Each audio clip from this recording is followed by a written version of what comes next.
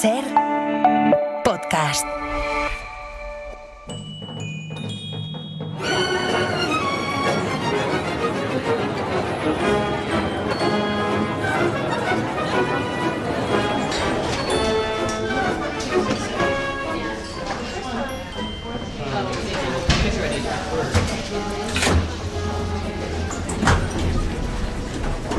Buenos días, señor Delgado. Buenos días. ¿Qué tal está? Bien, gracias. ¿Subimos o bajamos? Nunca se sabe. ¿A dónde va? Al rincón y la esquina. Al rincón y la esquina. Cuidado. ¿En qué aspecto tengo? Espere así. Perfecto. Gracias. Lo primero que me llamó la atención de usted es que siempre lleva una flor. Ay, señor Delgado, tengo que volver a recordarle que ni usted es Jack Lemmon ni yo Shirley MacLaine. Perdone, ya sabe ¿De que... qué van a hablar hoy? De ascensores. Uf, si yo le contara. Será un placer escucharlo. Llegamos. ¿Ya? Espero que tenga suerte. También yo. Dé recuerdos a la señora Sanz y a la señora Barceló. Por supuesto. Y límpiese la nariz.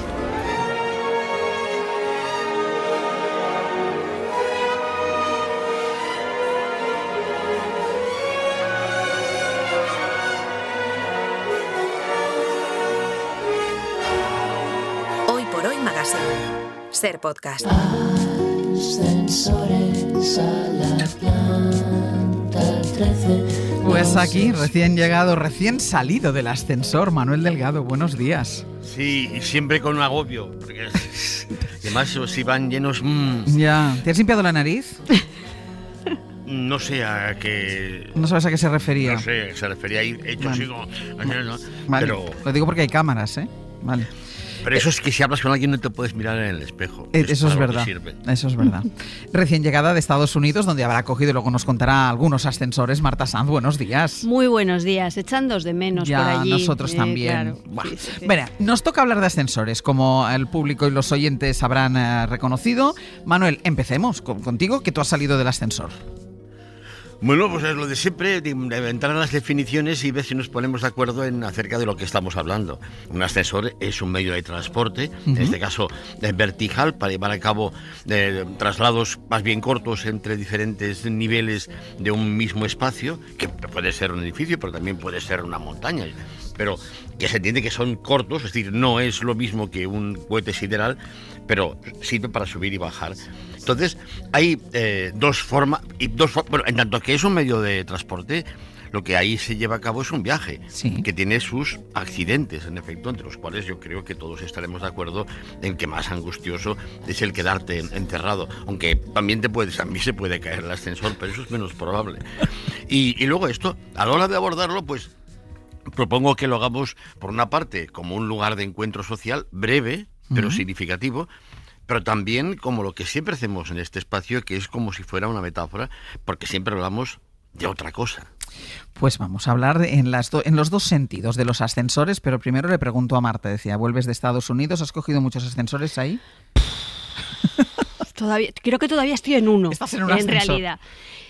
Yo desde un 8º piso de un hotel en Hell's Kitchen, que es el lugar de Nueva York donde me tocó alojarme, o sea, desde un Manhattan en el que, si habéis estado allí, todo es arriba y abajo, el Upper East Side, el Lower no sé qué, Sí, todo sí. arriba, abajo, abajo, arriba, pues yo me preguntaba por qué llamamos ascensores a los ascensores y en realidad no los llamamos descensores. Claro. Porque podríamos llamarles Porque también bajan. ascensores y descensores. Bueno, son ascensores hacia abajo. Bueno, el caso es que yo creo que esa obsesión por lo ascendente lo que hace es desprestigiar actividades y lugares tan estupendas como la espeleología, el submarinismo o el mismísimo infierno. Esto no me parece a mí ni medio bien. Y que estos comentarios que acabo de hacer, pues estos se relacionan con la coordenada del espacio, pero que si atendemos al tiempo, cuando hablamos de ascendientes y descendientes, ahí no hay nada peyorativo. Sin embargo, en lo del ascensor y el descensor sí que puede haber algo peyorativo. El caso es que arriba está el cielo, como muy bien sabe Manuel Delgado, abajo está el infierno, como también sabrá muy bien Manuel Delgado y todos nuestros oyentes, y no sabemos si las almas inmortales cogen un ascensor para subir al paraíso o bajar al infierno, pero Led Zeppelin, que a mí es un grupo que es que me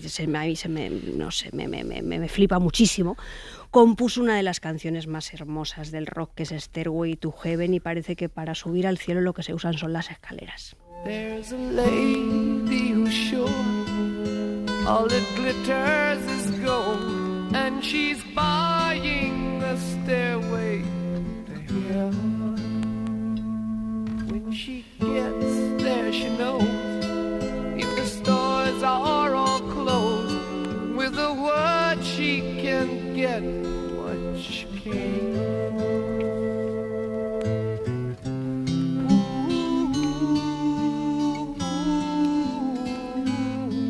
She's buying a stairway. Qué bonita es esta canción. A ver, Manuel, que Marta ya nos ha metido en el terreno de las metáforas. Sigue tú. Bueno, pues en esta misma línea, a ver, si hemos de empezar por hablar de metáforas, en efecto, Dante podría haber bajado al infierno en ascensor. De igual forma que Jesucristo o Jacob hubieran podido subir a los cielos en lugar... Bueno, a Cristo lo remolcan prácticamente porque va... Pero podría haber subido en ascensor. O sea, pero esa metáfora sirve. Mira, sirve para hablar de subir o de bajar.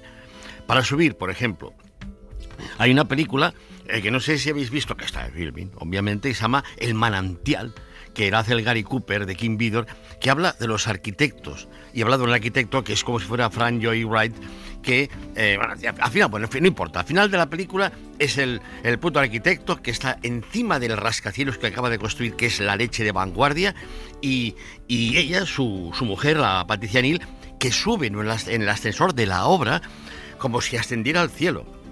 Y esta metáfora está bien porque es de algo que creo que todos estamos al corriente, que es que hay arquitectos que se creen que son Dios, o como mínimo demiurgos, y que se creen que realmente, en tanto que Dios es un arquitecto, como afirmaban los masones, pues será que ellos mismos también son divinidades. Y no va en broma, ¿eh? O sea, estos arquitectos estrella se creen que son realmente Dios. Entonces, como la mayor parte de escenas de ascensores son mudas, es decir, no hay diálogo, pueden besarse, darse mamporros, pero hay poco diálogo habitualmente, y todos los ejemplos que me vienen a la cabeza no daban para, digamos, para diálogos que podíamos repetir aquí. He pensado presentaros al tonto este, porque es que me cae como el culo, el que es el Gary Cooper en la película, que en efecto veréis que en el juicio que le hacen habla del mismo como creador. El hijo de puta. El creador se mantiene firme en sus convicciones. El parásito sigue las opiniones de los demás. El creador piensa, el parásito copia. El creador produce, el parásito saquea. El interés del creador es la conquista de la naturaleza. El interés del parásito es la conquista del hombre. El creador requiere independencia, ni sirve ni gobierna. Trata a los hombres con intercambio libre y elección voluntaria. El parásito busca poder. Desea atar a todos los hombres para que actúen juntos y se esclavicen. El parásito afirma que el hombre es solo una herramienta para ser utilizada, que ha de pensar como sus semejantes y actuar como ellos, y vivir la servidumbre de la necesidad colectiva prescindiendo de la suya. Pues la creación tiene otro rincón y la esquina, ¿eh? De hostias, ya hablaremos de hostia, ¿no? De creador. Dejadme que me vaya a publicidad y ahora lo retomamos. 900-100-800, a los oyentes, para que, como siempre en el tramo final de esta sección, nos cuenten sus experiencias de ascensor, historias que les hayan pasado, silencios incómodos, ese día que se quedaron atrapados no sé cuántas horas, historias en el ascensor. 900-100-800. Perdona, ¿has visto a una pastelera con un paquete bajo el brazo hace 1 minuto y medio? Sí, ha entrado en el ascensor con el señor de GoFund Taxis. Gracias. ¿Qué ha dicho? Nada. Perdona, ¿quién eres tú? Otto, señor. El mozo portería. Pues no te han enseñado bien, Otto. Un mozo portería jamás da esa clase de información. Eres como una estatua, ¿entendido? Hoy por Hoy Magazine. Ser podcast.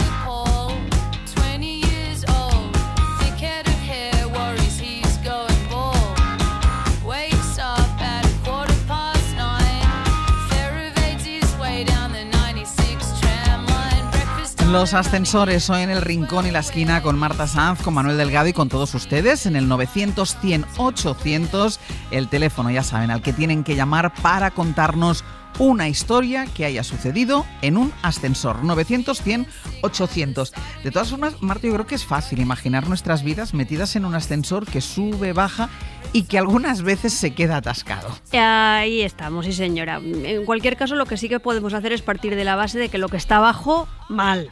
Lo que está arriba, bien. Y a partir de ahí, pues colocamos nuestra nuestro legítimo derecho a ascender y a progresar, de subirnos a eso que se llama el ascensor social, y de cómo en determinadas condiciones económicas y políticas, pues ese movimiento hacia arriba puede ser mucho más fácil o mucho más difícil. Yo ahora, como vengo empapada de esto de los Estados Unidos para bien y para mal, pues tengo frescas algunas cosas. Por ejemplo, en Washington me llevaron a visitar todos estos monumentos que hay en el mall de Lincoln, que se dice así, Lincoln, con la boca hacia abajo, hay que decirlo así, de Jefferson, y hay uno que recuerda a Roosevelt, y en el monumento a Roosevelt hay una inscripción en la que se alude a esa necesidad de salvar la brecha de la desigualdad. Entonces, para ello, los ricos no deben enriquecerse más, sino que son los pobres los que deben tener más oportunidades para vivir mejor. Es decir, se trataría de llegar a una dulce medianía en la que ya no hicieran falta los ascensores. O sea, pie plano.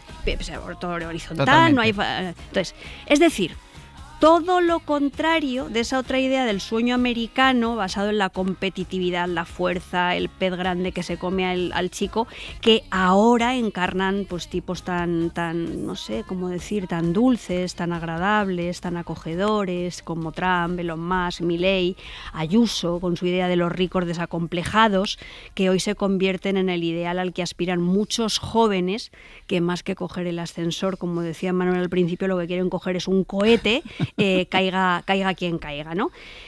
El caso es que los ascensores sociales de las democracias liberales están bloqueados, entre otras cosas por una fiscalidad irracional muchas veces, por la vulneración de las leyes de fiscalidades que a veces no son tan irracionales, y por los propios resortes intrínsecamente injustos del capitalismo. Y esto nos produce angustia, claustrofobia, queremos escapar por el techo, trepar por las cuerdas, y arriesgamos la vida y la integridad física, y tenemos la salud mental muy averiada. Entonces, esto es una cosa. Luego hay quien te diría, desde una lógica completamente diferente, que lo del ascensor social es una auténtica chorrada, que el concepto de clase media es una filfa, y que solo se es o clase dominante explotadora o clase trabajadora. No hay intermedio. No hay intermedio. Y es una manera también muy sugerente de acercarse al asunto.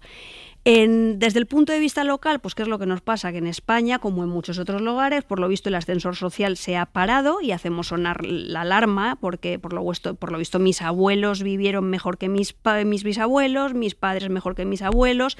Puede que yo viva mejor que mis padres, pero mis hijos iban a vivir infinitamente peor que yo. Entonces creo que hay que mirar hacia esto con realismo, que muchos estamos rezando diciendo: ay, virgencita, virgencita, que me quede como estoy, que a lo mejor esa no es la posición, que a lo mejor deberíamos intentar cambiar las cosas, no solamente para el virgencita, virgencita, que me quede como estoy. Y yo simplemente quería llamar la atención sobre que esta generación de los boomers, que estamos tan mal vistas, y no me gusta nada el concepto boomers, pero bueno, eso ya hablaríamos en otro momento, pues ya empezamos a sentir que el ascensor social se paraba en algunos pisos. Yo recuerdo perfectamente en los años 80, que es cuando yo acabé de estudiar la carrera, mis posibilidades de trabajo eran muchísimo peores que las que tuvieron mis padres, eso está clarísimo. Y luego, como no pueden faltar los referentes culturales, oye, chicos, arriba y abajo es la serie que hay que ver, Los de abajo de Mariano Azuela es el libro que hay que leer, y no perder de vista el concepto de la revista en la literatura, con nuestro Julián Sorel en Rojo y Negro, o nuestro Bellamy maravilloso de Maupassant llevado al cine en el 47 y protagonizado por George Sanders. La vida privada de Bellamy, año 1947. He observado que a las mujeres les gustan los hombres de apariencia malvada. Quienes se abandonan al mal ya no son espíritus libres. Son marionetas del diablo. No me parece fácil ser un canalla con éxito. Un matrimonio verdadero significa la mayor felicidad. La felicidad no produce dinero. ¿Y tú, Manuel, tienes una película que ejemplifique el camino inverso, el descenso?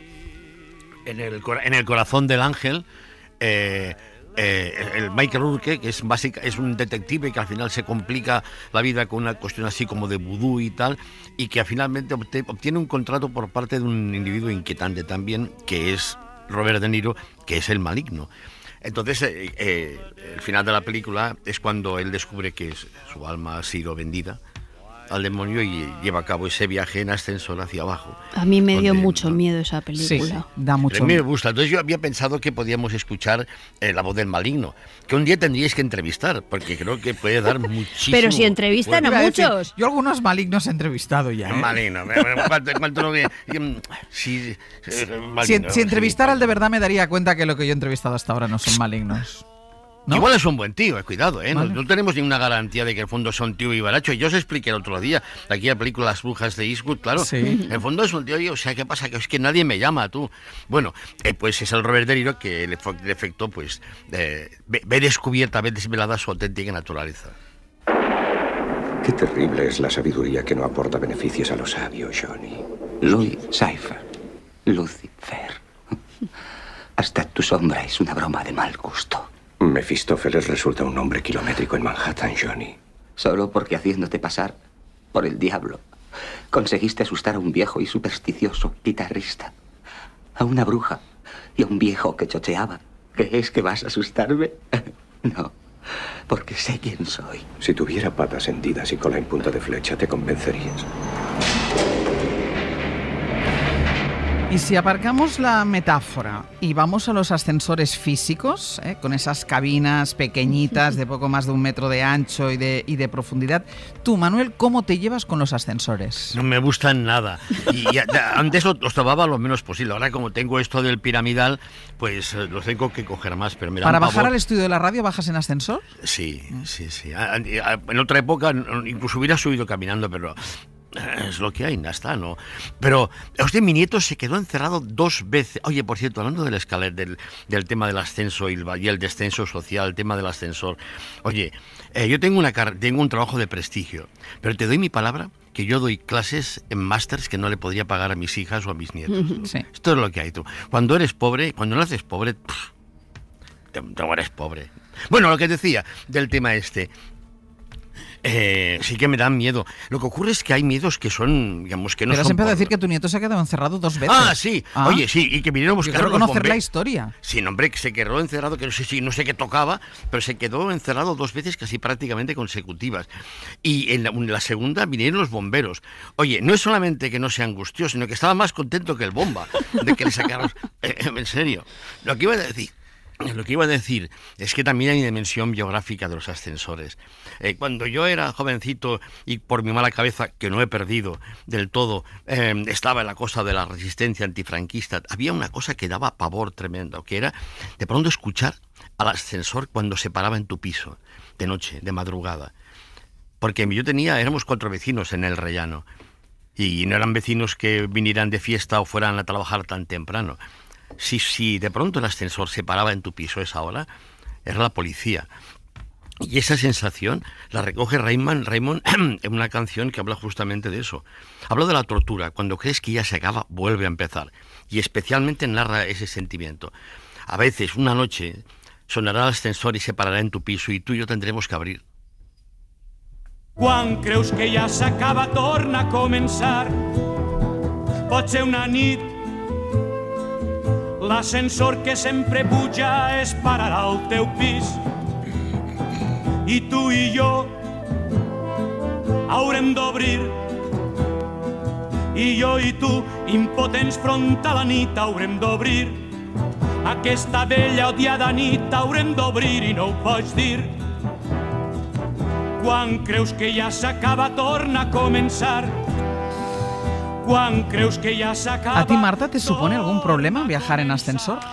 A mí lo que me vuelve loca por las noches es escuchar el motor de un ascensor. Bueno, eso me puede llegar en escalera se escucha. a volver un poco tarumba, porque además yo tengo problemas para dormir y entonces esas cosas te pueden llegar a obsesionar. Yo conozco a alguien que se ha mudado de casa incluso por el sonido de los ascensores, pero la experiencia de Manuel pues afortunadamente no la he vivido. No es un espacio que me produzca especial terror. El ascensor, como ha dicho él, es un lugar para viajar de un lugar a otro, es un lugar de tránsito, y yo creo que el ascensor tiene algo de cápsula espacial, pero también tiene algo de ataúd, es un poco una máquina del tiempo, y a la vez es un sitio de terror, de claustrofobia, de miedo a ser enterradas vivas y que nos falte el aire. Yo no me he quedado nunca encerrada en uno, pero durante el apagón verdaderamente una de las cosas que primero se me vinieron a la cabeza fue la de las personas que se iban a quedar atrapadas en los ascensores. Visualicé pues esa angustia perfectamente y recordé un personaje de la historia de la literatura que a mí me pone los pelos de punta, que es Madeleine Asher, enterrada viva en la caída de la casa Asher de Edgar Allan Poe, escritor de Baltimore, ciudad por la que pasé en mi recorrido en coche, porque hice una pequeña road movie de Washington a Nueva York, pasé por Baltimore, pasé por Filadelfia, y claro, Baltimore es la ciudad natal de Poe. Y bueno, pues me acordé también un poco de la cabina de Mercero, que no es exactamente un ascensor porque no se mueve, aunque a través del teléfono, cualquiera sabe, pero se parece un poquito, ¿no? Otro día, si queréis, hablamos, o ya lo hicimos, de esos lugares que han dejado de existir o se han convertido en puro vintage y pura nostalgia, como las cabinas de los teléfonos. Los ascensores no. Yo que salgo de madrugada de casa, que hay un silencio absoluto en la escalera y que no pasa nada, siempre tengo pánico cuando llamo al ascensor y llega el ascensor a mi piso, cuando se abre la puerta, porque muchas veces pienso a ver si habrá alguien dentro. Manuel, ¿es verdad que tú hablas mucho de ascensores con tus alumnos?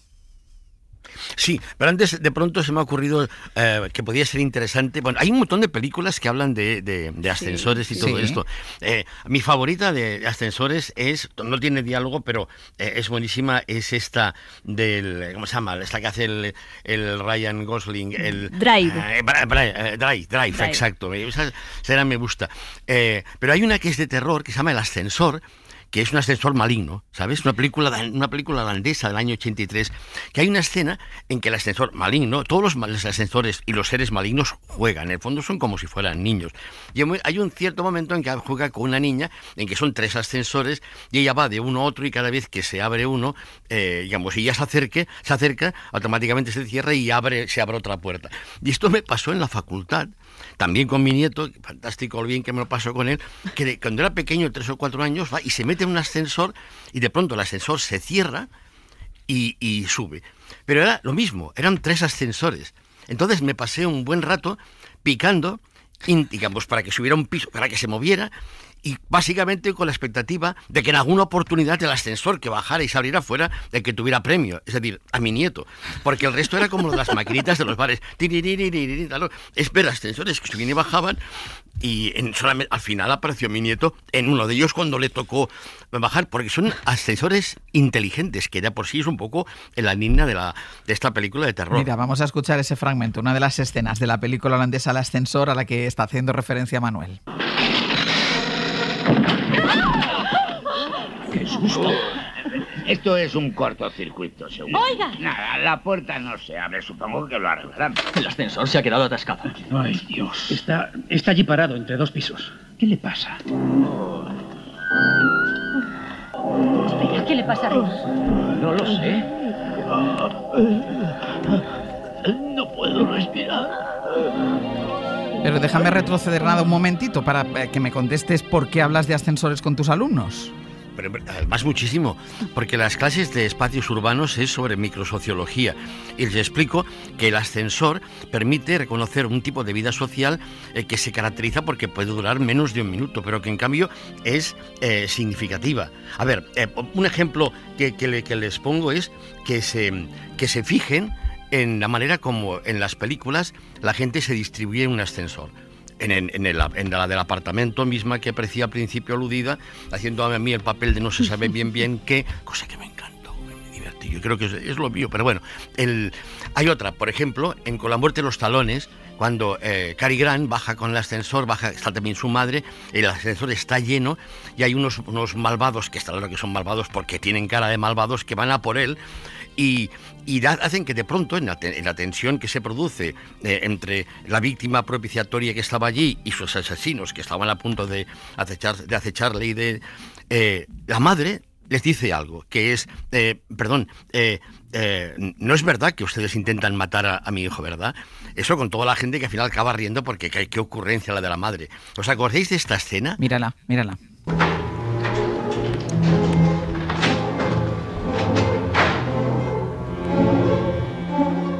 You gentlemen aren't really trying to kill my son, are you?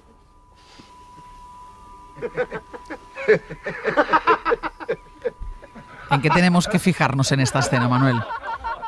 En cómo está distribuida la gente en esta película o en la del apartamento o cualquier otra, o no sé, o la propia experiencia de Marta en Los Susan. Bueno, ¿En serio? Mi experiencia en Los USA, luego te la contaré, ha sido un poco excéntrica, pero no sé, yo creo, lo he buscado en Google y esto no me aparecía, lo cual me ha supuesto un trauma enorme, pero yo creo que la gente se coloca como en filas, unas detrás de otras, mirando todos hacia la puerta, ¿no? Bueno, o algunas veces en círculo también, ¿no? Yo lo que estoy expectante básicamente es que nos explique las experiencias excéntricas de Marta en los ascensores, pero lo dejamos para otro día. Vale. Pero en efecto, en todas las escenas, en estas películas y mi experiencia también, estuve en Nueva York, en la Columbia, y luego también estuve en Boston, en Harvard y tal. Ya me fijé un poco en estas cosas. Pero es verdad que la gente en efecto se coloca de cara a la puerta. En lo que les hacía mostrar a mis estudiantes, los que les mostraba es que si entraban en el ascensor, en el montacargas, los 3 montacargas de la facultad, la gente se sitúa hidrostáticamente. Es decir, entiende que es casi prácticamente una falta de educación darle la espalda a otra persona. Pensemos en cómo tomamos el ascensor. La gente se coloca por los lados, en efecto, se coloca, se distribuye. En círculo, sí. Que a la vuelta voy con Marta y hablamos del ascensor como espacio para el encuentro social, que es como empezábamos ahora. Voy al 81. Bien. El fuego se extiende hacia el ascensor principal. Usa el secundario y no lo sobrecargues. ¡Calma, señores! Por favor, un momento. Tendrán que volver todos al salón Promenade y les bajaremos en el otro ascensor. Los ascensores express son muy sensibles al calor y es muy posible que se produzca un cortocircuito y podrían pararse en el piso donde está el incendio. Así que, por favor, utilicen el ascensor normal que está ahí. Hoy por Hoy Magazine.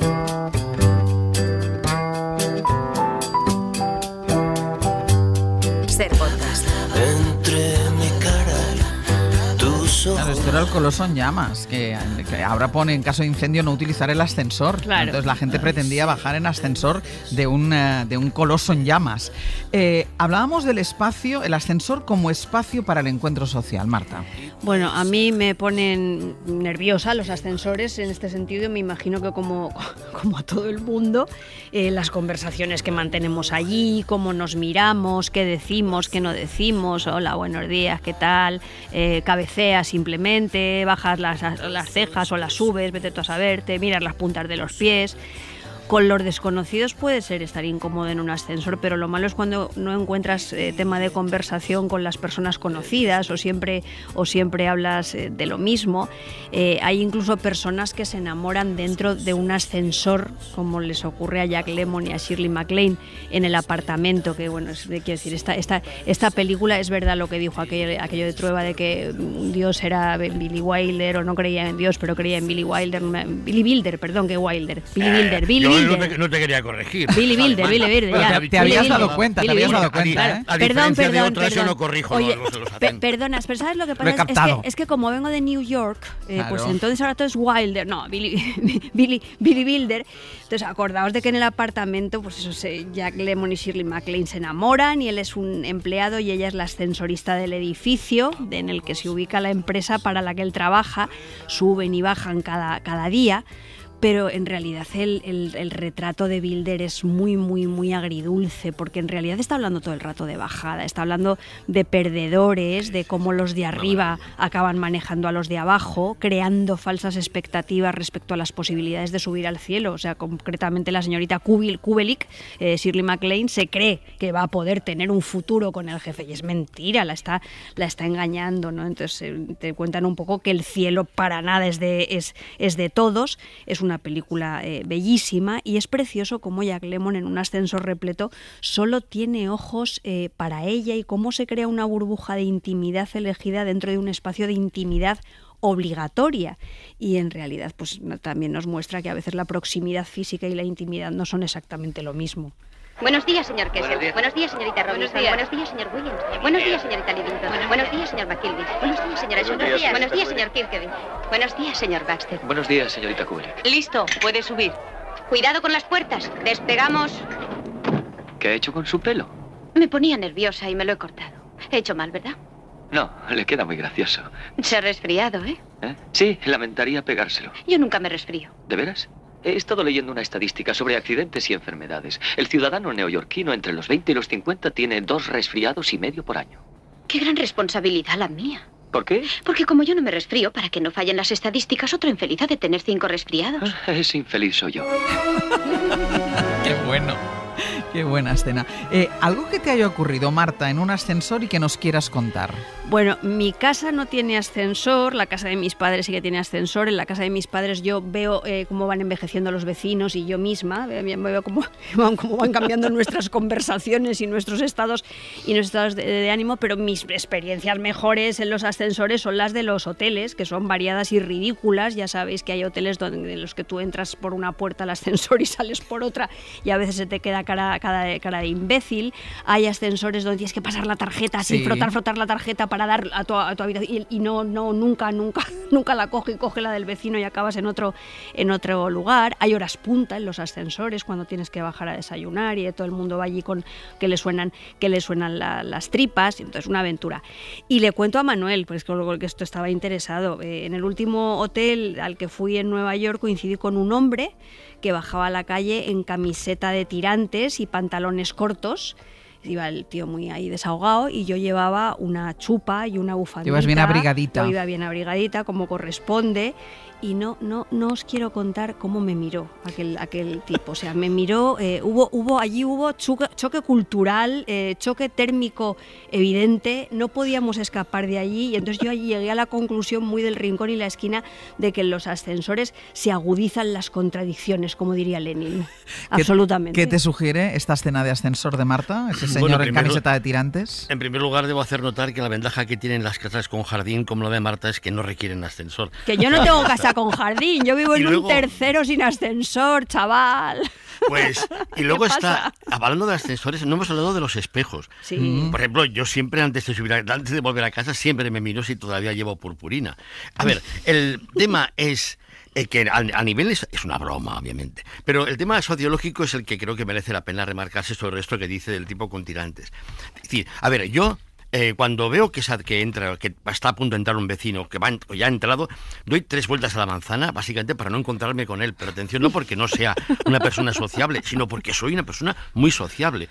Pero cuando tú vas con el ascensor con alguien, tienes que calcular, negociar quién es esa persona para ti y hasta qué punto merece algo más que esa negociación mínima, que es no mirarle a los ojos, que es lo que hace la gente en un montacargas. Sí. Mirarse los pies. Entonces hay que decir, bueno, ¿qué le digo? ¿Le hablo? ¿No le hablo? ¿Le hago un comentario? Entonces es lo que se llama rápidamente comunicación fática, que es una comunicación que no implica información. Es decir, en que yo de pronto le digo algo a alguien, que ese alguien sé que ya sabe. Lo único que le digo es que la vía de comunicación está abierta y que le reconozco como alguien con quien hay que hablar, puesto que la indiferencia sería extraña. Eso cada cual tiene su experiencia y tiene que decidir qué le digo, cómo le digo, pero tiene que ser algo que ese ya sabe. Que es un poco lo que pasa con los medios de comunicación, que son más de comunicación que de información, porque en la práctica es muy complicado introducir información nueva.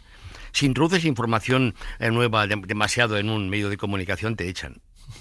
Bueno. Es otro tema. Bueno, vale, no, eso lo digo es en serio. Tema. No, digamos que en un medio de comunicación es muy complicado cuestionar los parámetros a partir de los cuales se habla. Pero ya está, ya lo he dicho nada. ¿Ves? Tú lo haces, ¿eh?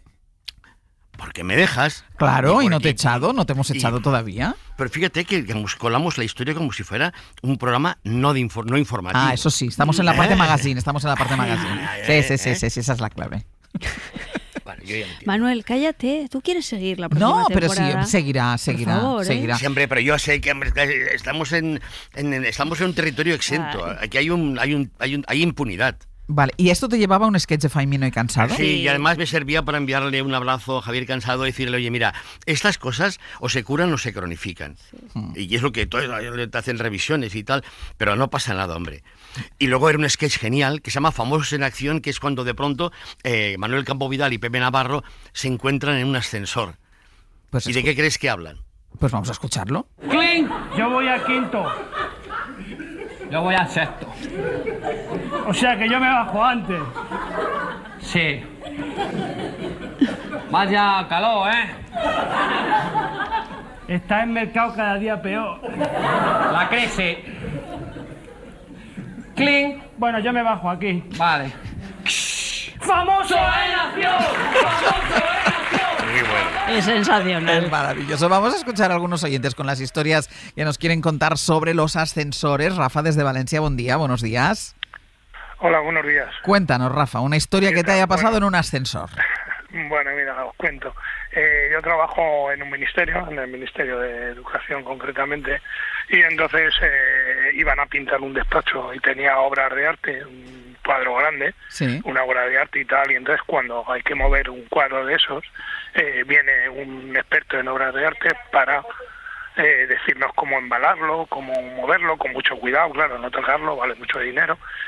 Y vino una señora del museo y entonces, bueno, pues poneros guantes, una señora esta es un poco pijotera, un poquillo ahí fuera de tono, ¿no? Muy estirada. Y entonces, bueno, embalamos el cuadro y tal, y ya, bueno, pues con mucho cuidado, coger el cuadro y tal, vamos a meterlo en el ascensor y lo bajamos 2 plantas para ponerlo en un almacén, mientras pintan el despacho y tal. Bueno, pues lo cogemos un compañero y yo, el cuadro de cada lado, llamamos al ascensor, un ascensor grande, entramos cada uno en una punta, cada uno por un lado cogiendo el cuadro en vilo para no apoyarlo. Y nosotros no nos dimos cuenta que la señora entró en el ascensor porque le tapaba el cuadro era grande. Y entonces empezamos a bajarle ya. Pues esta señora que no sé qué, esta señora vaya borde que es, vaya antipática, vaya no sé qué. Cuando se abre la puerta del ascensor y la vemos allí, nosotros flipábamos los dos, no sabíamos dónde meternos. Porque dijimos, madre mía, nosotros dos, mozos de almacén, la otra tira allí. La verdad es que la mujer se cayó, no nos dijo ni pío, pero nos quedamos locos. La otra estuvo escuchando 2 plantas o 3 plantas mientras trabajábamos, pues como la poníamos verde, pero no dijo ni pío. No dijo nada. Rafa, No dijo nada. muchísimas gracias. Venga, a vosotros. buen Hasta día. luego, un beso. Ana, desde Barcelona, buen día, buenos días. Hola, ¿Qué buenos tal? días. Ana, cuéntanos tu historia de ascensor. Pues mira, mi historia de ascensor es muy sencilla. Yo soy un poco alérgica a los gimnasios y al final consiguieron convencerme de apuntarme a la piscina para mis rodillas y qué sé yo. Total, que el primer día que me apunto a la piscina, en el gimnasio, cojo el ascensor porque la piscina estaba en unos sótanos Sí. y el ascensor se para. El ascensor se para, ni sube ni baja, ni funciona el timbre, ni puedo llamar auxilio. Un ascensor grande en el que iba yo sola, además, en traje de piscina, con el gorro y las zapatillas, el albornoz. Monísima. Mi teléfono, lógicamente, nada. Y entonces, pues empiezo a llamar, empiezo a patalear, empiezo a dar porrazos en la puerta, en las paredes. Y estuve así pues como 40 minutos, hasta que, por lo visto, alguien pasó por allí, oyó que había ruido en el ascensor Y te entonces sacaron. me rescataron de allí. Así que mi alergia a los gimnasios estaba más que justificada. Una pregunta, ¿volviste al gimnasio? Por supuesto que no. Vale. Por supuesto que no, porque Era una he sido señal. socia Totalmente. beneficiaria de muchos gimnasios durante mucho tiempo y esto era la confirmación de que al gimnasio no tengo que ir. Era una señal. Muchísimas gracias, Ana. Venga, buen día. Un beso. Oye, ¿cuántas escenas de acción, Marta, se habrán rodado en ascensores? Bueno, Manuel ya ha citado muchas, pero Sí. claro, el ascensor es lugar de crimen, escapada, la jungla de cristal, el coloso en llamas, una película horrible de Goldie Hawn que se titula Engañada, que acaba matando al psicópata que la persigue, consiguiendo que se caiga por el hueco de una escalera, Vestida para matar, de Brian de Palma, y una que he visto ahora, que es Celeste, esa serie maravillosa, protagonizada por Carmen Machi, sí. que hay una escena de acción donde ella escapa por un ascensor ¿verdad? mientras un chico la está persiguiendo por una escalera. Y fíjate, estábamos hablando al principio del ascensor social y la importancia de la fiscalidad y la corrupción, el no respeto a la fiscalidad. Carmen Machi es inspectora de Hacienda en Sí, Celeste. es muy buena esta serie. Y hay una escena con ascensores. Bueno, en esta serie Carmen Machi se merece todos los premios de interpretación que se le puedan dar a un ser humano en este una planeta. Es maravilla. fantástica. ¿Alguna cosa más tú, Manuel, sobre ascensores? Ahora te vas a subir en ascensor, ¿no? Sí, Vale. Ascensor para el Cadalso, la primera Sí. película de Luis Mal. Esta tiene que mencionarse. Yo la que me tengo que apuntar es la holandesa esta que has dicho, Sí, porque no la el he visto ascensor. y El ascensor. me Está en interesa Filmin. muchísimo. Está en Filmin, ¿cómo no? ¿Cómo no? Qué bien. ¿Dónde iba a estar? Manuel, Marta, hasta la semana que viene. Un beso. Un beso, chicos. Adiós.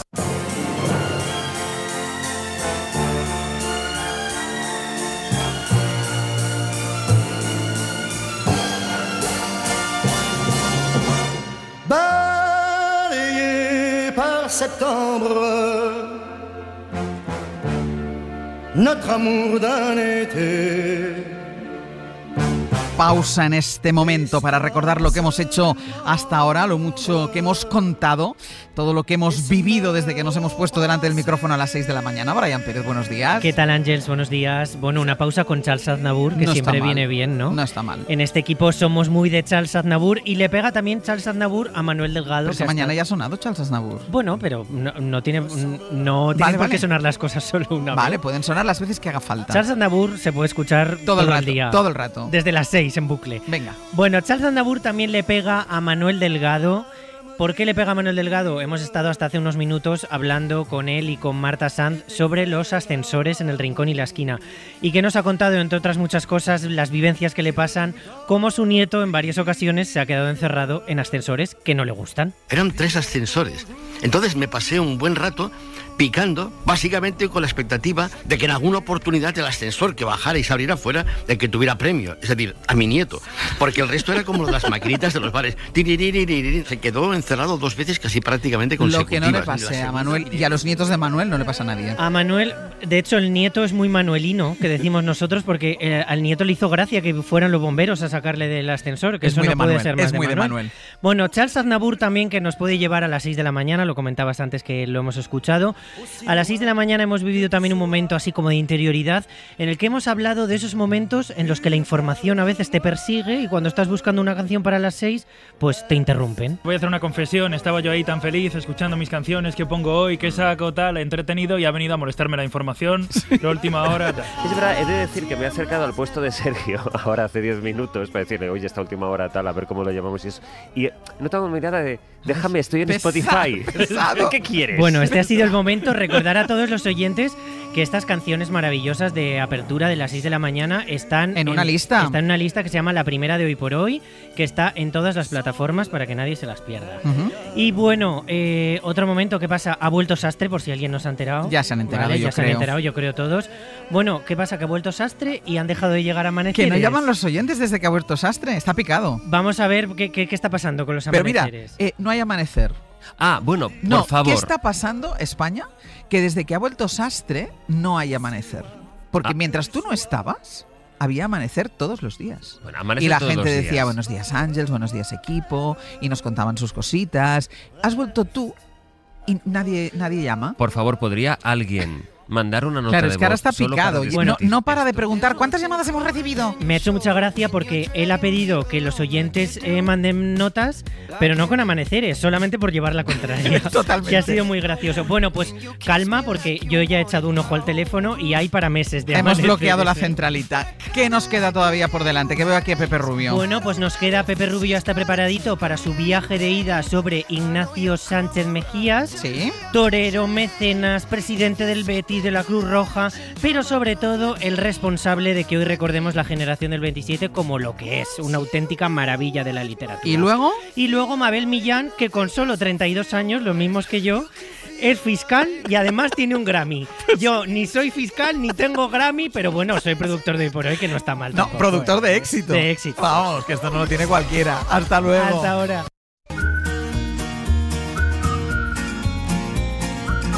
Hoy por Hoy Magazine.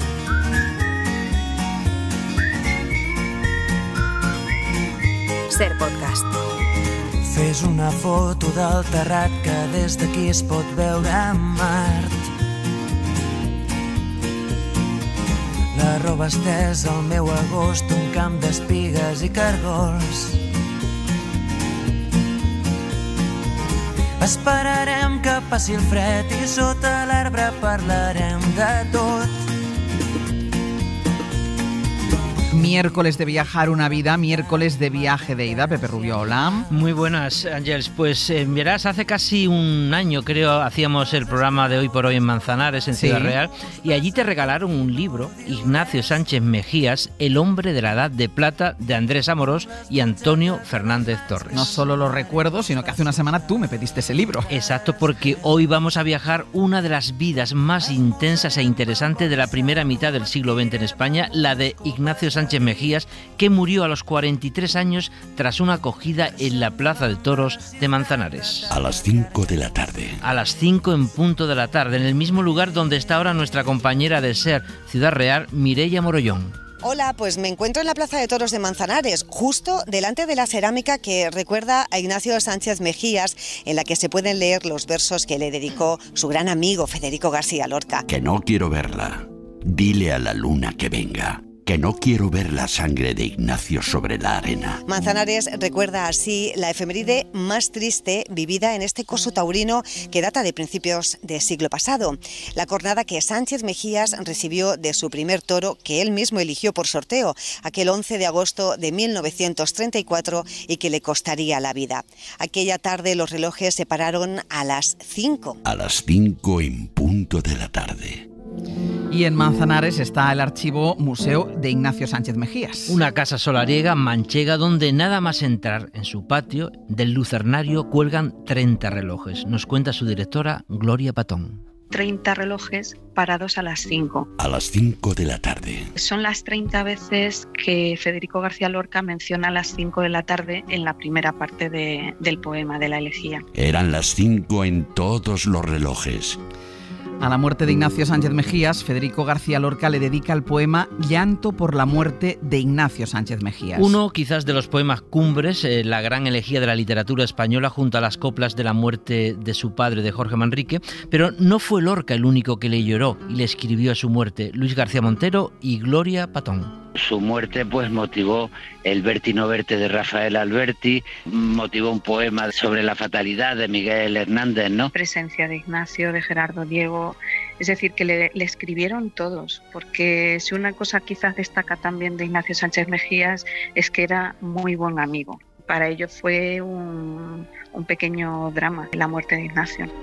Claro, en este caso hemos empezado el viaje por el final y a mí me gustaría saber por qué todos los poetas lloraron la muerte de Sánchez Mejías. Pues fíjate, me vas a tomar por loco, pero no solo lo lloraron los poetas, también los flamencos, los aficionados del Betis, los benefactores de la Cruz Roja, la aviación, la prensa, el teatro, el cine, la moda, la publicidad y, por supuesto, su familia. Pero para entender su vida, empecemos por ese niño que nace en Sevilla en 1891, cerca de la Alameda, en lo que hoy es la calle de Jesús del Gran Poder, hijo de médico y familia acomodada, pero que no cómoda, al tener que compartir mesa con 18 hermanos. Ignacio Sánchez Mejías Herrero es su sobrino nieto. Era un niño muy inquieto, vamos, hay una anécdota de que se escapaba del colegio y los guardias lo llevaban de vuelta a su casa en Sevilla y la madre lo encerraba en la azotea desnudo para que no se volviera a escapar y a las 2 horas lo volvían a traer los guardias vestido de sacristán porque se había escapado por los tejados y había entrado en una iglesia, había robado un vestido y se había hecho de monaguillo, de sacristán, ¿no? Pero yo creo que con 18 hermanos alrededor como para no ser inquieto. Y bueno, y al pequeño Ignacio Sánchez Mejía también le tiraba lo de jugar a torero en la Alameda sevillana, donde entra en contacto ya con Joselito el Gallo, que sería a lo largo de su vida su cuñado en un futuro, y conoce a la hermana de Joselito con la que se casaría. Pero Sevilla se le quedaba pequeña y su padre estaba empeñado a dale con que fuese médico.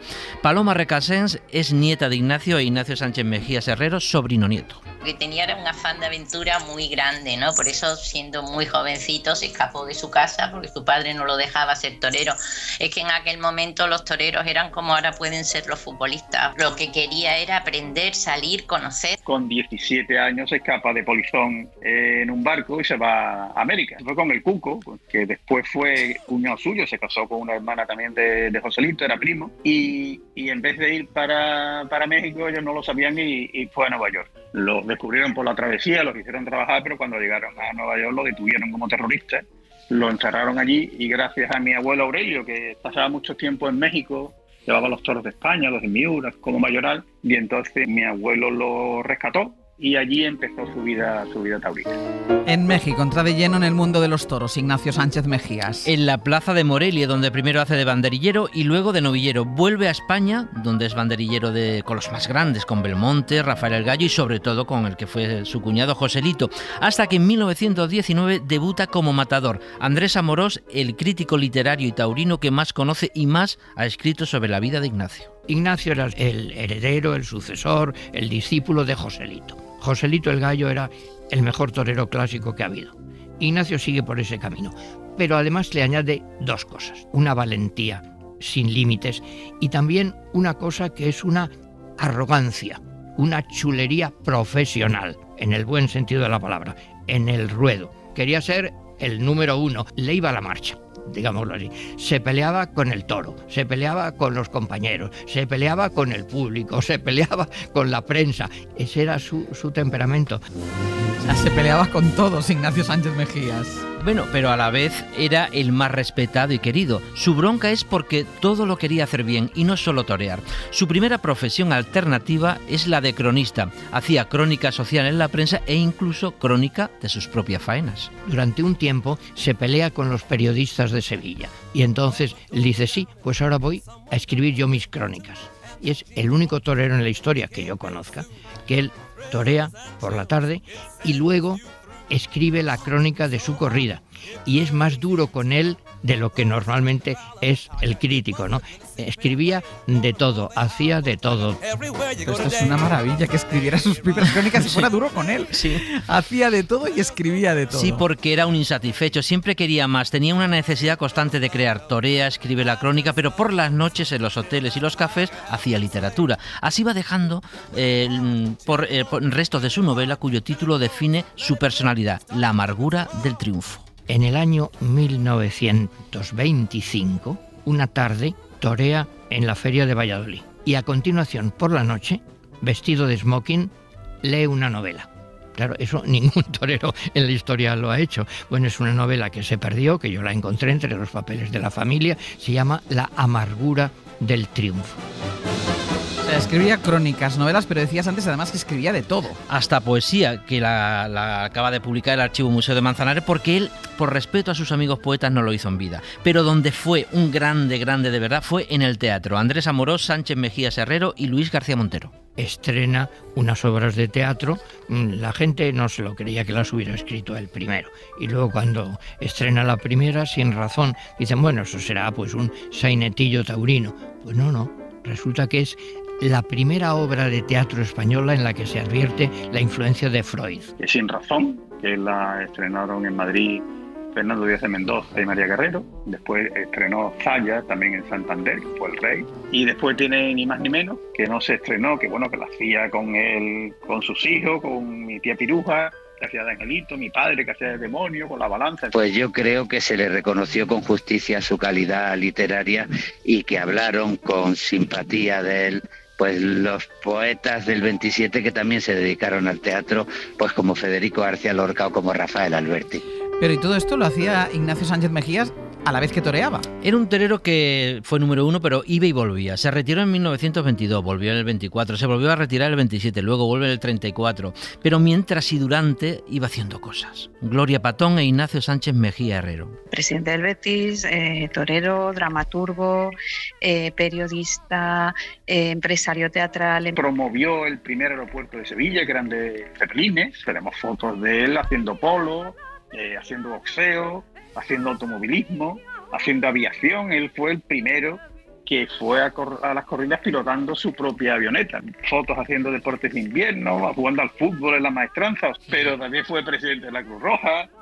Dio una conferencia en la Universidad de Columbia en Nueva York por Federico García Lorca. Le montó el espectáculo con la Argentinita de las calles de Cádiz, con Lorca.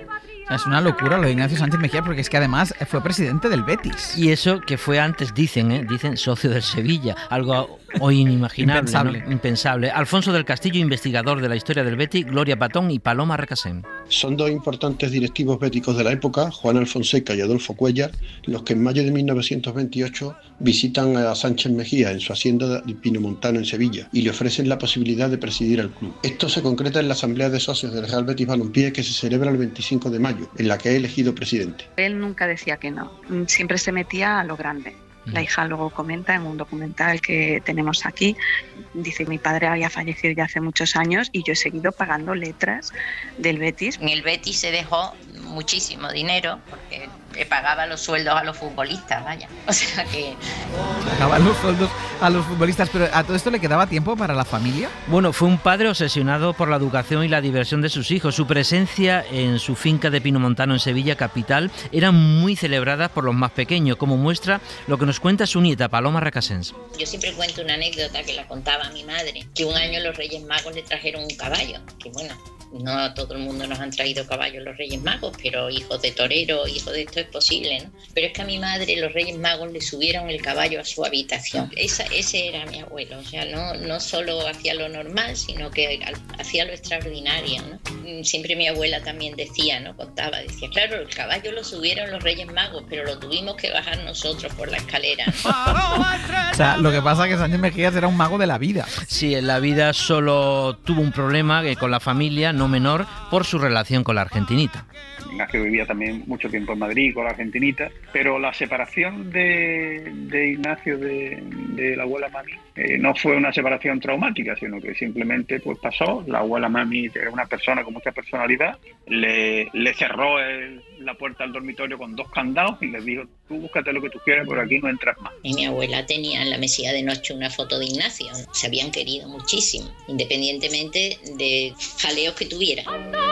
La abuela lo quería mucho, pero fue contundente, ¿eh? Sí, pero esa relación con la argentinita y Madrid une 2 puntos en su vida, el flamenco y la canción popular que le apasionaba y la poesía. De su vida madrileña surge la amistad con los poetas. Se entera de que el homenaje por el 300 aniversario de la muerte de Góngora no se hará en Córdoba y a él se le ocurre llevarlo a Sevilla con todos sus poetas amigos, con los que convive en Madrid, y negocia con el Ateneo para que sea la sede de esas conferencias. Es el año 1927. Lo que nosotros tenemos en el archivo museo es la carta que le escribe José María Romero, que era el presidente de la sección literaria del Ateneo, en el que le dice que Ignacio, tú nos habías prometido que si organizamos las jornadas vienen pues Lorca, Albert y tal, juntos y tal. Pues sobre esa base de trabajo vamos a organizar las jornadas.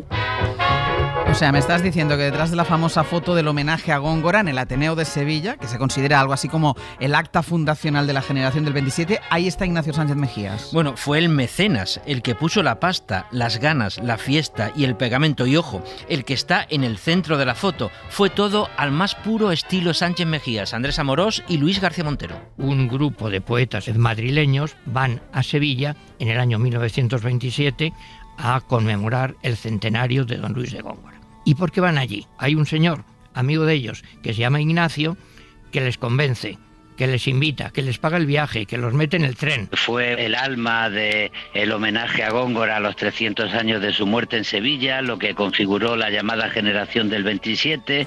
Pero este grupo de poetas, muchos no llegaban a los 30 años, imagino que no solo fueron a dar conferencias. Si te refieres a que quien pagó la fiesta también fue Ignacio Sánchez Mejía, puso las copas, la casa y las actividades, Andrés Amoró y Paloma Recasens. Y luego los acoge en su casa en Pinomontano y hace una juerga después de las sesiones. Y en esa juerga, bueno, pasa de todo. Damaso Alonso, por ejemplo, en medio de la juerga, pues se pone a recitar las soledades de Góngora. Era del año la estación Florida, en que el mentido robador de Europa, media luna las armas de su frente y al sol todo su pelo. 1140 versos así. Allí escuchan flamenco. Bergamín se disfraza de moro. Fernando Villalón, que era poeta y ganadero, que hace experimentos de quiromancia. Mi abuelo era de los mayores, pero los otros había unos muy jovencillos. Entonces era gente muy divertida. No solo eran grandísimos poetas, sino que además era gente pues que se les divertía divertirse y les sabían hacerlo muy bien. Pero yo lo que no me creo que en un grupo tan amplio y de escritores todos se llevaran bien. Por eso te dije que Ignacio Sánchez Mejías, además del dinero y la casa y la amistad, puso el pegamento. El sinteticón, el que los pega, porque claro, ahora decimos, todos eran amigos. Hombre, bueno, cuidado, porque por su Salinas y Guillén fueron íntimos siempre, pero Alberti y Lorca, es decir, muy bien teóricamente, pero claro, había una rivalidad. Bueno, pues Ignacio los unía a todos. Era el amigo que no competía con ellos, que era generoso, que era inteligente, que además ganaba mucho dinero, que ellos no lo tenían, les invitaban, es decir, se fiaban de él todos. Un personaje además que les fascinaba, claro. Y unos eran más amigos que otros de Ignacio Sánchez Mejías. Claramente sus dos mejores amigos fueron Lorca, con el que colaboró mucho en el flamenco y la canción popular, y Rafael Alberti, al que un día encerró en una habitación para que le escribiera un poema en homenaje a su cuñado Joselito el Gallo. Lo lleva a Sevilla y lo encierra en la habitación del hotel. Dice, hasta que no hagas el poema no sales de aquí. Y evidentemente Rafael Alberti pues escribió un poema que se titula Joselito en su gloria, y que tenemos aquí el borrador que escribió pues estando encerrado en esa habitación de hotel. Entonces eso es una joya, porque además vienen los tachones, etcétera. Es una maravilla, se encerró a Alberti en una habitación para que escribiera el poema. Pero fuerte cuando Alberti le dijo que necesitaba dinero y se lo llevó de banderillero en su cuadrilla y le hizo hacer el paseo por la plaza de Pontevedra. Lo contaba el propio Rafael Alberti en vida y lo remata hoy Andrés Amorós. Yo era muy gran amigo de Ignacio Sánchez Mejía. Él me decía, mira, tú como poeta te vas a morir de hambre, los poetas no ganan nada. Yo te voy a nombrar banderillero de mi cuadrilla, y aunque de pronto no ponga banderilla. Tuvo un contrato a una corrida en Pontevedra, en Galicia, que Ignacio me dio un traje naranja y negro, el que se había hecho de luto por la muerte de su cuñado Joselito, pensando que Ignacio era un loco tremendo, que de pronto la gente en Pontevedra se iban a dar cuenta que había un torero que no toreaba y además vestido de negro, casi me iban a matar. El público no sabía quién era. Ese banderillero cobarde que no sale, que está ahí encerrado. Ignacio era también muy bromista. Es un genio. Ahora entiendo por qué lo lloraron tanto a su muerte los poetas. Claro, con la muerte de Ignacio Sánchez Mejía se fue el alma de la generación del 27. El amigo de todos se lo llevó por delante un toro llamado Granaíno en la plaza de Manzanares el 11 de agosto de 1934, sí, a las 5 de la tarde. Andrés Amorós. Lo que impresiona a todo el mundo es la lucidez con la que muere. A las 5 de la tarde. Está Ignacio en los cuernos del toro. Ha sufrido ya la cornada mortal y en ese momento se le ve con los ojos abiertos y además ya con una herida mortal. A las 5 de la tarde. Entra Alfredito a hacerle el quite y desde los cuernos Ignacio le dice, no, por ahí no, Alfredito, que por ahí no me suelta.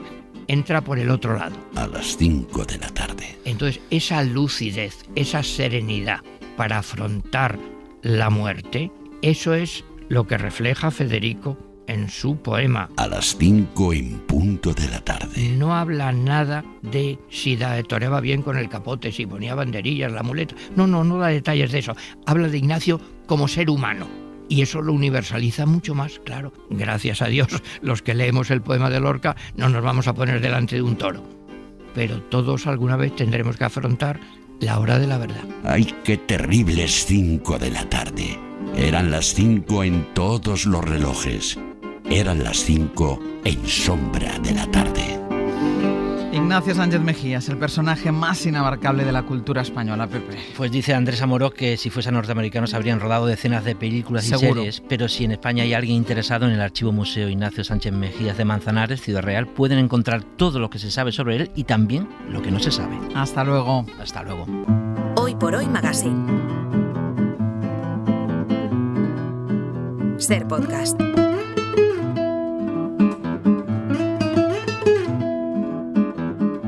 A nuestra invitada de esta mañana se la puede ver a diario entre pleitos y causas judiciales en los juzgados de Cádiz, en calidad de fiscal, así que podríamos imaginarla ejerciendo esa profesión como tantas veces nos lo ha enseñado en la ficción el cine o la televisión. No me interesan las predicciones de ningún tipo, solo las afirmaciones explícitas.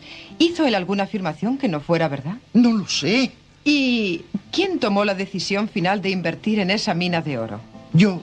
¿Y no le dijo él que podría ser necesario emplearlos para proteger la otra inversión? Pero dijo que era muy improbable que señora.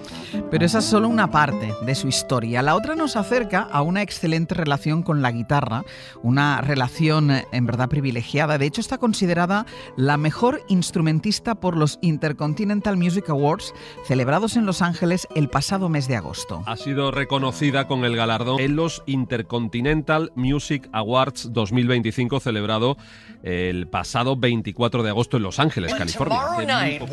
Best classical guitarists in the world will join the musicians of the Chamber Orchestra. Un incentivo y un premio y un reconocimiento al trabajo, sobre todo un incentivo para seguir creciendo, porque mi música está llegando a sitios donde siempre es muy grato, ¿no? Que reconozcan allí también tu música y tu trabajo. Algo similar en importancia lo sucedido allá por 2017 en la ceremonia de los Grammy Latinos. Bueno, el Latin Grammy va para Sonata del Decamerón Negro. Leo Brouwer. Maestro, Isabel, esto es nuestro. Muchísimas gracias en primer lugar a la Academia. Gracias, y esto va sobre todo por la guitarra, porque está siempre de forma incondicional, la que nos atrapa en los buenos y malos momentos y la que nos ayuda ante estos tiempos de guerra y en los intentos de destruir el mundo y nos ayuda a conseguir nuestros sueños.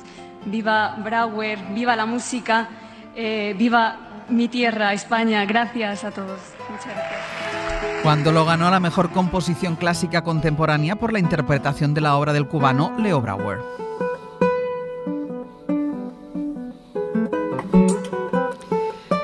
Artista y jurista, dos ejercicios que no suelen compatibilizarse profesionalmente, por mucho que a veces la justicia dé el cante o la música no haga justicia a las expectativas creadas, lo que no parece, felizmente, el caso de nuestra invitada. Mabel Millán, muy buenos días. Buenos días, Ángeles. ¿Qué tal estás? Muy bien, un placer estar aquí con vosotros hoy. Y nosotros un placer que nos acompañes. Oye, Mabel, los Music Awards, este pasado mes de agosto, un Grammy Latino años atrás, la verdad es que no se puede decir que la música no te haya hecho justicia de momento, ¿no? La verdad que tengo que estar muy agradecida porque todo eso son reconocimientos a tu carrera y lo que yo digo que este último sobre todo ha sido una señal de la vida que me ha dicho, Mabel, sigue adelante y no dejes tu guitarra. Ser considerada la mejor instrumentista este verano en Los Ángeles significa para ese jurado, en el que además de artistas y de expertos clásicos hay personalidades como Celine Dion, significa que eres la mejor de cuántos y cuántas tocan la guitarra en el mundo o cualquier otro instrumento, o sea, no solo la mejor en la guitarra. Sí, la verdad que ha sido un premio enorme porque no solamente te reconocen como guitarrista, en este caso, mejor instrumentista, sino también tu sensibilidad. O sea, al final era una faceta en la que concurren muchísimos aspectos de tu día a día, como transmite al público, tu técnica, evidentemente. Entonces, la verdad que ha sido todo un honor. ¿Este reconocimiento tiene un valor equivalente al Grammy Latino del 2017? Sí, es muy parecido. Es verdad que, claro, los Grammy no se puede comparar a nivel de proyección y de, reconocimiento mundial. Pero sí que es cierto que todos estos premios, al fin y al cabo, te dan un alto standing en tu carrera y, sobre todo, pues te posicionan en un lugar privilegiado en el mundo de la música. Que tú seas la mejor instrumentista quiere decir que cualquier tema tocado por ti suena de una manera diferente. Bueno, podría ser. Yo la verdad que no puedo decirte exactamente lo que han pensado ese jurado, pero sí que ha sido un orgullo enorme, de verdad. Claro, pero a mí lo que me llama la atención es que yo, que tengo un oído enfrente del otro, que se pueda distinguir que una misma pieza tocada por dos personas suene de una manera diferente. Sí, bueno, yo lo que pienso es que al final hay muchísimos músicos muy, muy buenos y con técnicas espectaculares y yo creo que mi finalidad a la hora de tocar es intentar transmitir lo que yo llevo dentro y que la gente me diga, Mabel, me ha puesto el vello de punta, me he emocionado, me ha recordado a mi abuelo, a un familiar y eso al fin y al cabo es lo que nosotros conseguimos como músicos, o al menos lo que yo intento en cada concierto que doy, en cada disco que grabo y bueno, pues si eso de alguna forma supone una distinción a mi carrera o a mi forma de interpretar, pues la verdad que he conseguido mi objetivo. ¿Cómo llega esa pasión por la guitarra clásica? Yo estoy en un colegio, que en este caso es el Colegio de la Asunción, donde escucho mucho cantar, a la gente pues tocar la guitarra, entonces nace de ahí. Yo cantaba mucho desde pequeñita, cualquier género musical, y entonces empecé con el conservatorio y claro, todo el mundo sabe que son 14 años de carrera, es muy duro, pero bueno, pues surge a los 8 años cuando me decido dar el paso e iniciar eso. Y tenías claro la guitarra, o sea, no tuviste duda, violín, guitarra, piano, violín, no tuviste duda. No, yo no tuve ninguna duda, yo era la guitarra sí o sí. ¿Y por qué? ¿Qué tiene la guitarra que no tenga otro instrumento? Para mí la guitarra es como si fuera una pequeña orquesta, o sea, tú puedes tocar la melodía, los bajos, si escuchas cualquier obra así, yo intento que cada voz tenga su importancia y tenemos pues un instrumento muy completo, luego también la facilidad de llevártelo a cualquier sitio y ir siempre con tu propio instrumento, entonces bueno, tiene un conjunto de factores que para mí la hacen única. Háblame de Celia Millán, de tu hermana, que también es una artista clásica, ¿no? ¿Cómo ha influido ella en tu carrera? Celia, que es mi hermana melliza, pues al final hemos ido de la mano desde pequeñitas y siempre cantábamos juntas, intentábamos hacer los dúos juntas, hemos ido a clase siempre a la vez. Entonces, claro, hemos coincidido a lo largo de nuestra vida casi un 90% en las clases del conservatorio, en las clases del instituto, en el colegio. Para mí ha sido un pilar fundamental tenerla ahí de apoyo, porque al final es una persona de tu familia muy cercana que siga siendo lo mismo que tú, a pesar de que sea muy sacrificado, pero bueno, una persona que te acompaña en el día a día. ¿Venís de familia de músicos? No, nadie de mi familia sabe nada. ¿Tienen oído al menos? Bueno, una vez no sé qué familiar mío dijo, eso es un violín, y era un clarinete. Está peor que yo, perdona. Pero bueno, sí que es verdad que siempre le ha gustado mucho escuchar música, aunque ellos no tengan conocimiento, ese apoyo ha sido fundamental. Y bueno, los padres al final se sacrifican mucho. Yo recuerdo a mi madre los 6 años de Lucena llevarnos sin comer, llevarnos al conservatorio, y eso es la verdad un apoyo fundamental, más que hubiera tenido oídos, ¿sabes? ¿Y en qué momento aparece tu otra pasión? Bueno, y a lo que te dedicas también, porque yo decía que eras fiscal, las leyes, ¿cómo entran las leyes, el derecho también en tu vida? La verdad que ha sido la vida la que me ha ido llevando por el distinto camino, porque yo siempre le he dado prioridad a mi guitarra, he intentado ser profesora de guitarra, me han dicho en algunas ocasiones que no, y entonces, como siempre he compatibilizado tanto el derecho con la guitarra, yo hice tanto el máster de acceso a la abogacía como el máster de guitarra, y entonces allí fue en el máster de abogacía cuando dije, me encantaría ser fiscal o juez, porque es una figura que a mí me conmovió muchísimo durante mis prácticas en Barcelona, y entonces a partir de ahí, bueno, oposité, tuve un preparador en este caso que me apoyó muchísimo y que me dio algo para iniciar esa aventura, y de ahí pues ahora lo intento compatibilizar de la mejor forma posible. Pero tú eres un ser extraordinario, Mabel, perdona, porque me has hablado de 14 años de conservatorio, ¿vale? La carrera de Derecho y las oposiciones. O sea, debes tener una capacidad de trabajo inmensa. Bueno, muchísimas gracias. Es verdad que la música me ha dado muchísima disciplina, y eso creo que ha ayudado muchísimo, porque siempre desde pequeñita he tenido que compaginar hacer los deberes para el cole con ir al conservatorio. Entonces siempre el mínimo tiempo que tiene tratas de organizarlo de la mejor forma posible, exprimir las horas, y yo creo que eso es lo que me ha ayudado a conseguir tantas cosas. ¿Y te ha ayudado también el que una cosa te haga desconectar de otra? Y me refiero, yo que sé, estás en las oposiciones, que todo el mundo sabe lo que es, no porque lo haya vivido en primera persona, pero lo hemos escuchado muchas veces, lo que significa preparar una oposición. ¿A ti durante esa preparación, por ejemplo, la música te servía de evasión? Sí, a mí me ha ayudado muchísimo. De hecho, claro, al final nosotros como opositores tenemos solamente un día a la semana de descanso. Tú ese día lo puedes dedicar a lo que sea. Yo a lo mejor medio día de todas las 24 horas se la dedicaba a mi guitarra, o las vacaciones de Semana Santa o de Navidad pues me iba a hacer alguna masterclass o algún concierto o mini gira a Latinoamérica. Entonces, claro, a mí me ha ayudado mucho el tener otra cosa aparte, porque a veces la oposición es muy, muy dura. ¿Y las leyes te evaden de la música, de esa pieza que no acaba de salirte como tú quieres? Dice, me voy a la otra profesión, me cambio la gorra. Sí, de hecho, bueno, yo cuando vuelvo de una guardia complicada digo, me cojo la guitarra y me vado del mundo, porque sí, yo creo que compaginar las dos cosas al final me han hecho ser quien yo soy hoy. Y no te has planteado en ningún momento, porque teniendo éxito en el mundo de la música, y a los premios me remito, y habiendo sacado una oposición y ejerciendo como fiscal, ¿no te has planteado que en algún momento a lo mejor tendrás que optar o no quieres optar? Sí, o sea, esa posibilidad está siempre ahí. De hecho, la posibilidad de solicitar una excedencia en un futuro la planteo y la tanteo. Es verdad que a día de hoy no, porque estoy muy feliz con mi profesión como fiscal, y entonces los conciertos los cojo en aquellos huecos que tengo, algunas vacaciones. Por ejemplo, ahora me voy de mini gira a Alemania en un periodo de vacaciones que yo he escogido, que no le he usado en el verano.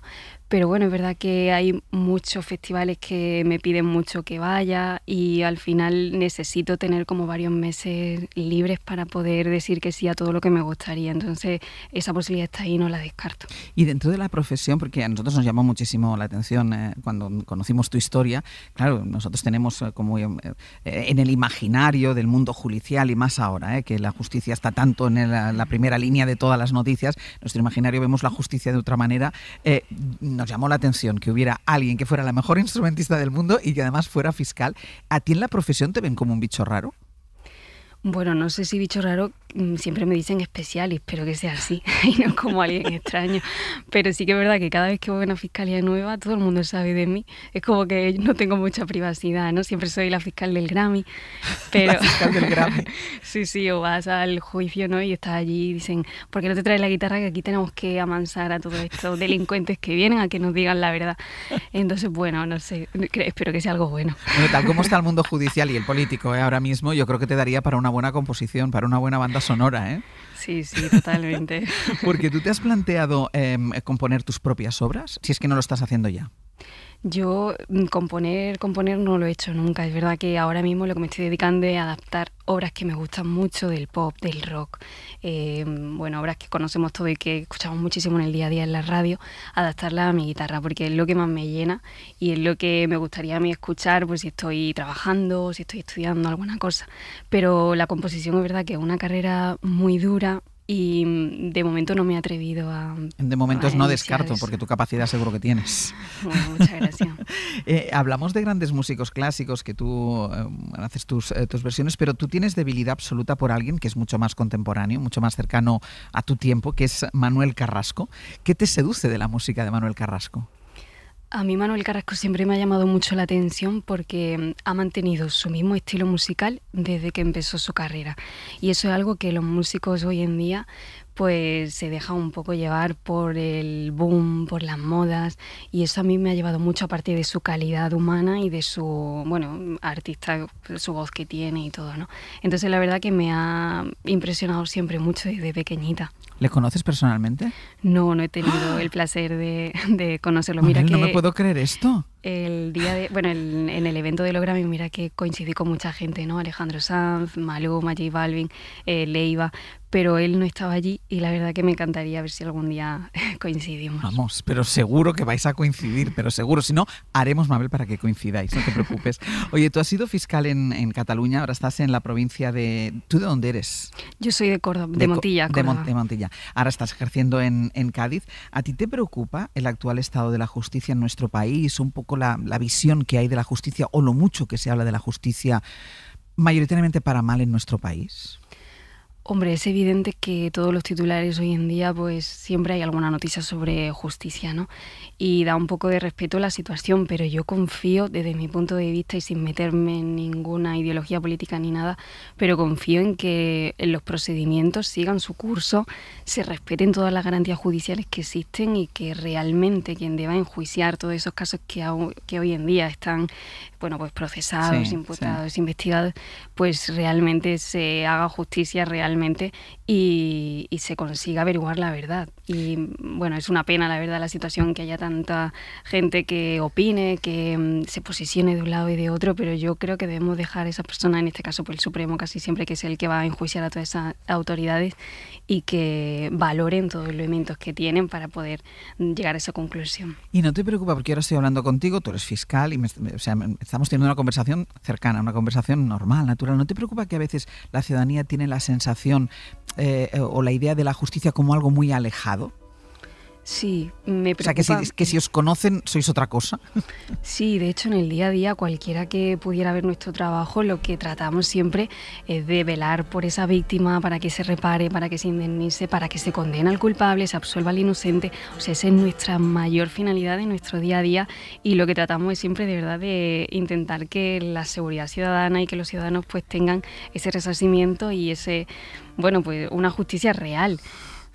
Pues Mabel, ojalá no tengas que elegir nunca y puedas seguir ejerciendo tus dos pasiones, porque la verdad creo que es un lujo hablar contigo. Muchísimas gracias, ha sido un placer conocerte, de verdad. Muchísimas gracias a ti. Un beso grande. Un besazo. Hoy por Hoy Magazine. Ser Podcast. Venga, Casal, buenos días. Buenos días, Francino, buenos días. Hola. Venga, contadnos. Hora 14, atravesado por muchas cuestiones informativas abiertas. Vamos a conocer las medidas que va a adoptar la Junta de Andalucía, el protocolo a aplicar para resolver esos problemas con el cribado de casos de cáncer. Veremos si por fin, además de culpar a la administración anterior, la Junta ofrece ya una versión sin contradicciones de todo lo que ha ocurrido y que destapó la SER. Pendientes de Egipto, de las negociaciones de paz en Gaza, con la incorporación ya de la delegación de Donald Trump, horas decisivas para saber si hay avances. De momento lo que tenemos es cautela. Y en política, la crónica se escribe hoy con esta frase que Sánchez ha dirigido a Feijóo durante su cara a cara en el Congreso. Ánimo, Alberto. Ánimo, Alberto, risas. Bueno, mucha política hoy. El PP llevará a Sánchez a la comisión del caso Koldo en el Senado. Y a esta hora, Ángels, seguimos sin saber, veremos si hay novedades, que seguramente las habrá, cuál es la posición de Podemos de cara a la votación de esta misma tarde sobre el decreto del embargo de armas a Israel. Pues a ver qué hacen. Ánimo, Francino. ¿Os gustan Dale. los balnearios? Sí. ¿Los Bueno, utilizáis de vez en cuando? alguna vez. ¿Conocéis la historia de los balnearios? No. Pues la tiene.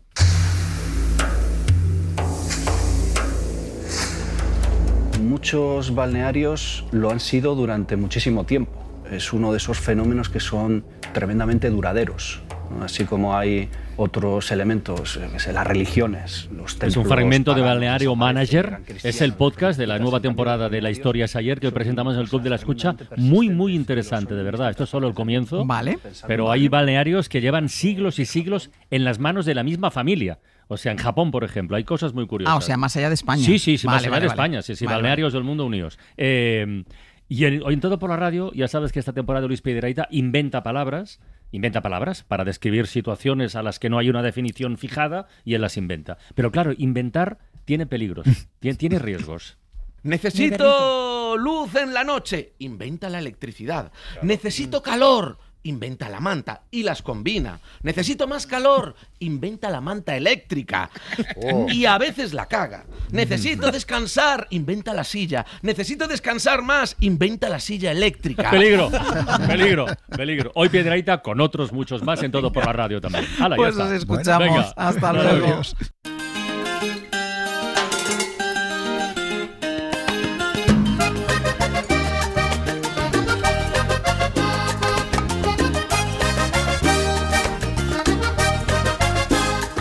Como después de la noche brilla una nueva mañana, como después de ¿De qué la reís? noche.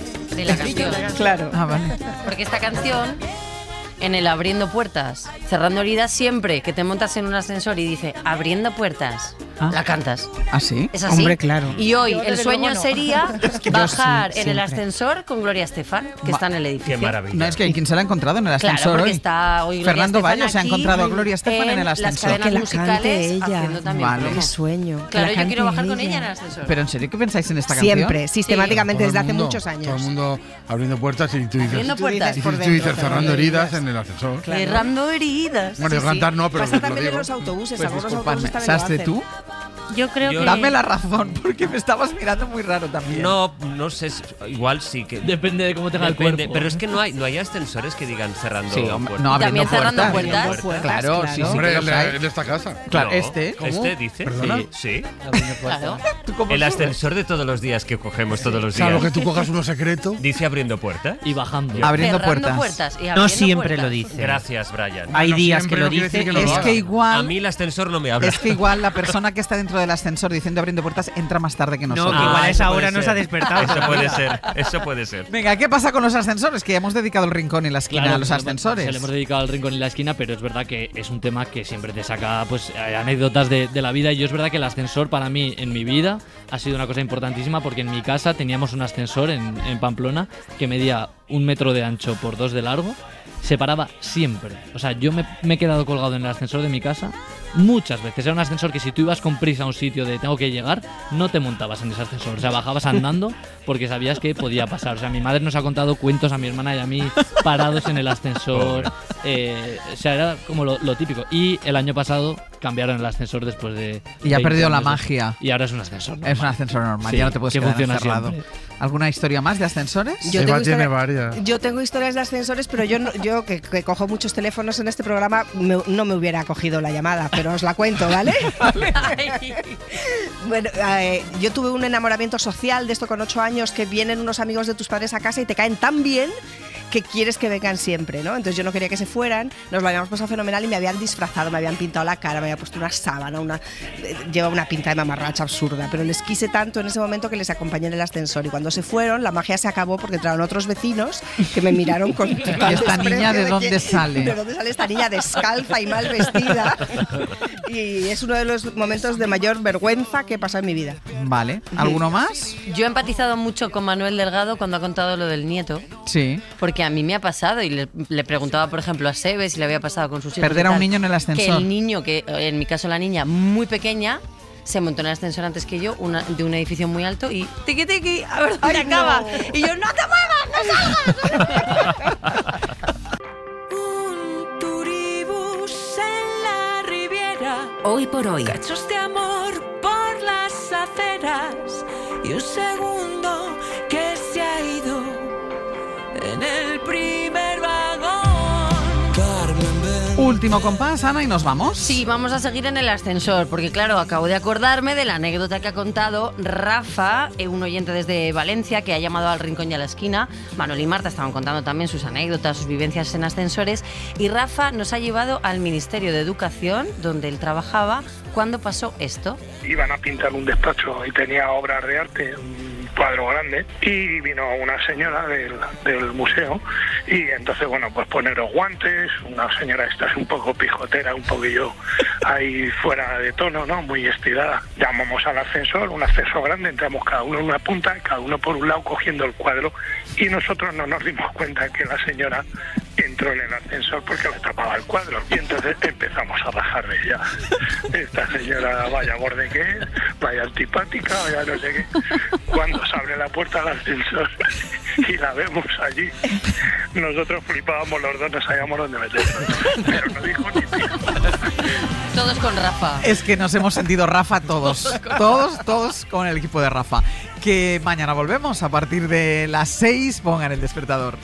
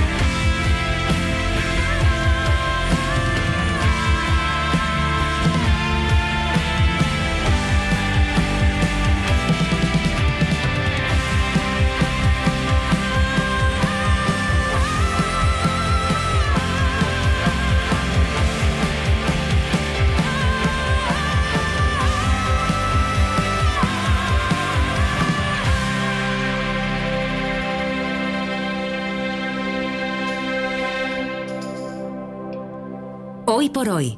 Àngels Barceló. Para no perderte ningún episodio, síguenos en la aplicación o la web de la SER, Podium Podcast o tu plataforma de audio favorita.